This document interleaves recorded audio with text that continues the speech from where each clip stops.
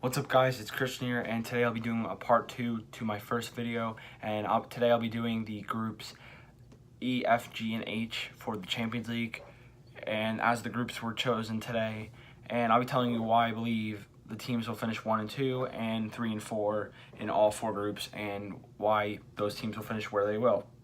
So Group E, we have Bayern, Benfica, Ajax, and AEK from Greece. Now, the team I can guarantee you will not finish in the top 2 is the team from Greece. Don't know a lot about them, but I just know that they aren't at the level of Bayern, Benfica, or Ajax. So that'll leave those teams out. Bayern's going to finish first in this group no matter what. Just way too talented. Even though they have struggled in the Champions League for some reason lately, Lewandowski hasn't been able to score goals against like Real Madrid and teams, but obviously those teams like Real Madrid are not in this group, so they should walk through this group, and I expect them to. Now the second spot is between Benfica and Ajax. Now Ajax is another team just like AS Monaco, where they just have young talent that gets driven out into other leagues. There's so many examples, and then there's Benfica, who are just like with Porto and fighting for the Portuguese league almost every year, and Sporting sometimes in there. And just because I think that Ajax has a lot of talent at the moment, I'm going to have them finish second over Benfica. So now we have Group F. Man City, Shakhtar Donetsk, Lyon, and Hoffenheim. This is probably one of the better groups, along with Group C with Liverpool, PSG, Napoli. Probably B with Barcelona, Tottenham, and Inter. I probably will go, even though I wish they didn't finish first. Man City's going to win their group. Kevin De Bruyne's going to be available for most of these games. He might miss the first 2, but the Man City's way too good to not win this group, even with or without him. And the second spot's really tough for me because Shakhtar Donetsk, they did lose Fred to Man United, and they still were not bad. They lost Bernard as well. Actually, they've lost a lot. And Lyon, they didn't lose Fekir, they didn't lose Depay, which both of them are very good and talented, and Depay is not really getting a second chance at a big club because of Man United's success with him a few years ago. And then you have Hoffenheim, who lost in the playoff to Liverpool in the playoff last season, and that ultimately costed them from getting into the regular Champions League thanks to us.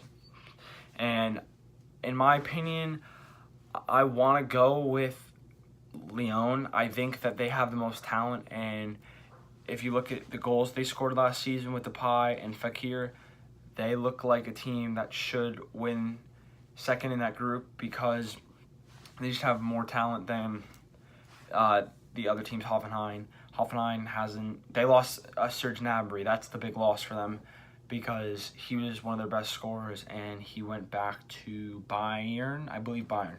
Serge Gnabry is one of their best players, and he's had some caps for Germany, and that's probably the biggest loss for them. That'll probably hurt them in both the Bundesliga and the Champions League, so I have them not finishing top, and then Shakhtar probably finishes 4th. And then we have Group G, Real Madrid, Roma, CSK Moscow, and I don't know the team from Czech Republic. I don't know how to say their name. Pilsen? I don't know how to say that. That doesn't matter. They're gonna finish 4th in this group.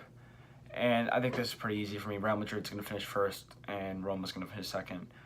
CSK Moscow, they're not a bad team.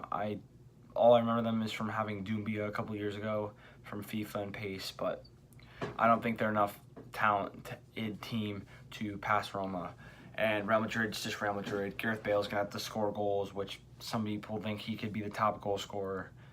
And Roma is still good, even though they lost a lot. They still have Dzeko, and they have Perotti and the Turkish dude, something under, I think. I don't know how to pronounce it. And they have other talent too at multiple positions. And I expect them to be good enough to come out of this group without a doubt. And then you have Group H. So you have Juventus from Italy, Man United, Valencia, and Young Boys from Switzerland. And this is going to be an interesting 2 matches, especially because of Juventus and Man United, as Ronaldo's going to be returning to Old Trafford. Now he has before for Real Madrid for the past, I don't know, 7 or 8 years. But it's going to be kind of different now that he's in a Juventus shirt.